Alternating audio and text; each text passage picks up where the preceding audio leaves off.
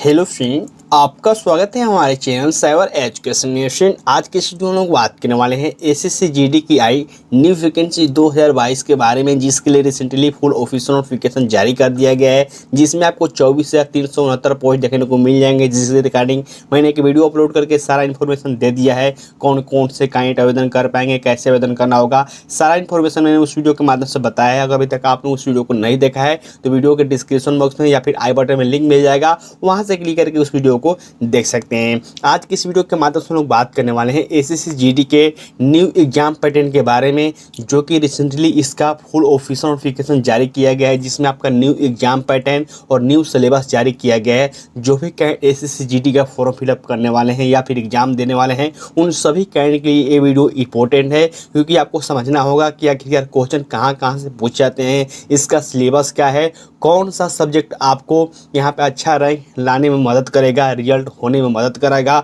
सारा इन्फॉर्मेशन हम लोग इस वीडियो के माध्यम से स्टेप बाय स्टेप समझने वाले हैं। तो सबसे पहले इस वीडियो को दोस्तों के साथ ज़्यादा से ज़्यादा शेयर कीजिएगा। साथ ही अगर अभी तक आपने हमारे चैनल को सब्सक्राइब नहीं किया है तो चैनल को सब्सक्राइब कर लीजिए, क्योंकि यहाँ पे एसएससी जीडी से संबंधित पल पल की अपडेट सबसे पहले दी जाती है। तो फ्रेंड, सबसे पहले हम इसके एग्जाम पैटर्न और सिलेबस को समझते हैं। इसके बाद मैं आपको बताऊँगा कि आखिरकार कौन से सब्जेक्ट हैं जिस पर आपको ज़्यादा फोकस करने की ज़रूरत है। ठीक है, तो यहाँ पर देखिए मेंशन किया गया है एसएससी जीडी कांस्टेबल सिलेबस 2022, और यहाँ पर देखिए मेंशन किया गया है कंप्यूटर बेस्ड एग्जामिनेशन, यानी कि जो आपका एग्जाम होगा वो ऑनलाइन होगा। कंप्यूटर बेस्ड एग्जाम होता है, जिसे हम शॉर्ट फॉर्म में सीबीटी एग्जाम कहते हैं। ठीक है, और यहाँ पर देखिए मेंशन किया गया कि जो आपका क्वेश्चनों की संख्या रहेगा, वो टोटल क्वेश्चनों की संख्या कितना रहेगा, तो 80 क्वेश्चन आपको देखने को मिल जाएंगे, जिसमें आपको हर क्वेश्चन को सही होने के बाद आपको 2 नंबर दिए जाएंगे, जो कि यहाँ पे मेंशन किया गया है। ठीक है, हम लोग बात करते हैं कि आखिरकार कौन कौन से सब्जेक्ट से क्वेश्चन आएंगे।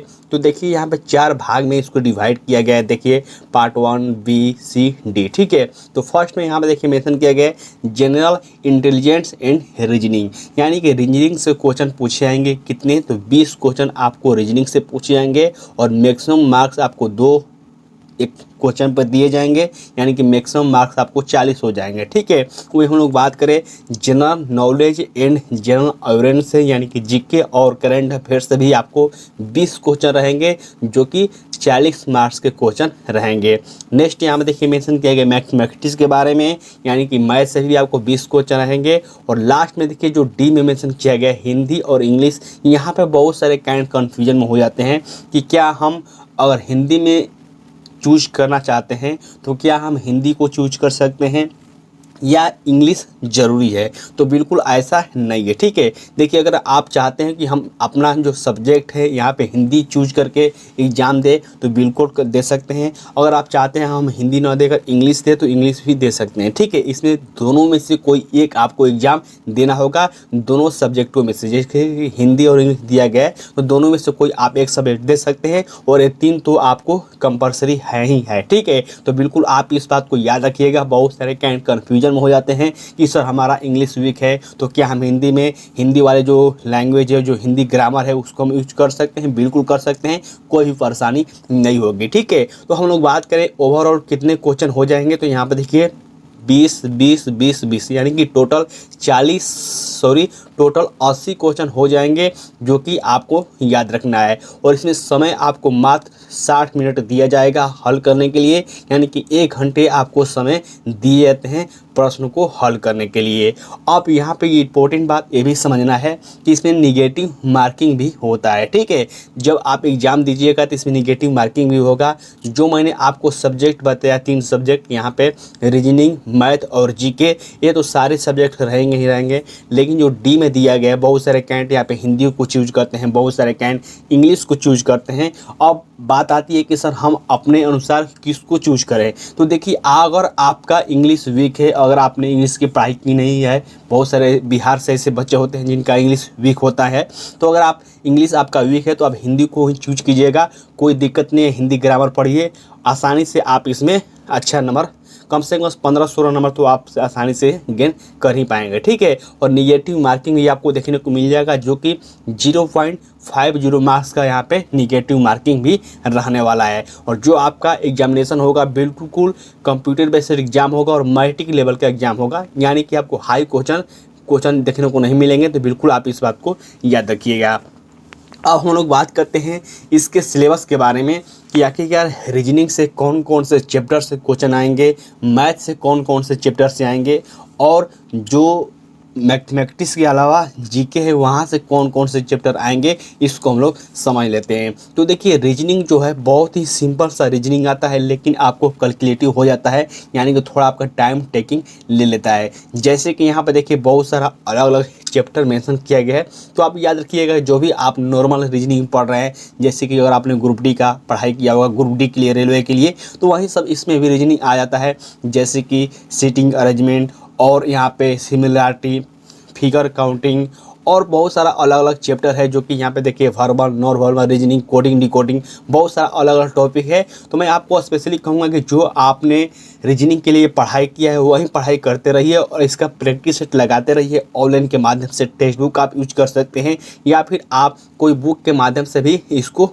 प्रैक्टिस कर सकते हैं। हालांकि मैं बहुत ही जल्द इसके बारे में एक बेस्ट बुक भी आपको सजेस्ट करने वाला हूँ। जनरल नॉलेज की बात करें तो देखिए जनरल नॉलेज के लिए आपको लूसेंट को तो फॉलो करना ही चाहिए, साथ ही आप करेंट अफेयर्स पर बहुत ही ज़्यादा ध्यान दीजिएगा। मंथली करंट अफेयर्स पढ़िए, जो कि प्रयोक्ता दर्पण का आता है, सक्सेस मिरर का आता है। अगर आप उसको पढ़ते हैं तो आसानी से आपका करंट कवर हो जाएगा। मंथली आप करंट पढ़िए। जो आपका एग्ज़ाम है जनवरी 2023 में होने वाले, तो अभी भी आपके पास 2 से ढाई मंथ है, जो कि आपको एग्ज़ाम को क्रैक करने के लिए इनफ है, ठीक है। और यहाँ पर देखिए हिस्ट्री मेंशन किया गया है, हिस्ट्री, इकोनॉमिक्स, ज्योग्राफी। तो यहाँ से इन सभी टॉपिकों को, इन सभी चैप्टरों को अगर आप लूसेंट को अच्छे से पढ़ लेते हैं और ऑब्जेक्टिव क्वेश्चन लगा लेते हैं, तो मुझे नहीं लगता है कि उसमें अलग होंगे, ठीक है। तो इनको आप ध्यान दीजिएगा।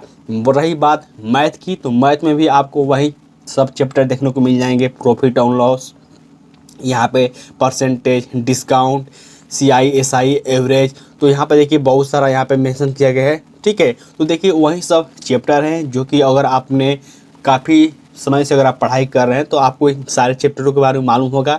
लेकिन जो नए कैंडिडेट हैं, जो अभी अभी सिर्फ GD का नए फॉर्म फिलअप कर रहे हैं, उनको थोड़ा परेशानी हो सकती है। तो मैं आपको बताऊं कि सबसे पहले आपको यहाँ पे टाइम एंड वर्क, ये सब जो चैप्टर हैं आपको बहुत ही इंपॉर्टेंट होते हैं। यहाँ से क्वेश्चन आते ही आते हैं। या फिर हो गया यहाँ से आपका परसेंटेज, फ्रैक्शन, डेसिमल, तो यहाँ से क्वेश्चन बिल्कुल बनते हैं। तो इसको आप अच्छे से देख लीजिएगा, ठीक है। और रही बात हिंदी और इंग्लिश के बारे में, तो हिंदी और इंग्लिश का बहुत ही बेसिक क्वेश्चन आता है। जैसे कि हिंदी की हम लोग बात करें तो यहाँ पे हिंदी में मुहावरे आते हैं, परिभाषित शब्द आते हैं, और बहुत सारे अलग अलग होता है जो कि आपको याद रखना है। अगर आप हिंदी को पढ़ना चाहते हो तो हिंदी में दे सकते हैं, अगर आप इंग्लिश में इस सब्जेक्ट को देना चाहते हैं तो इंग्लिश में भी दे सकते हैं।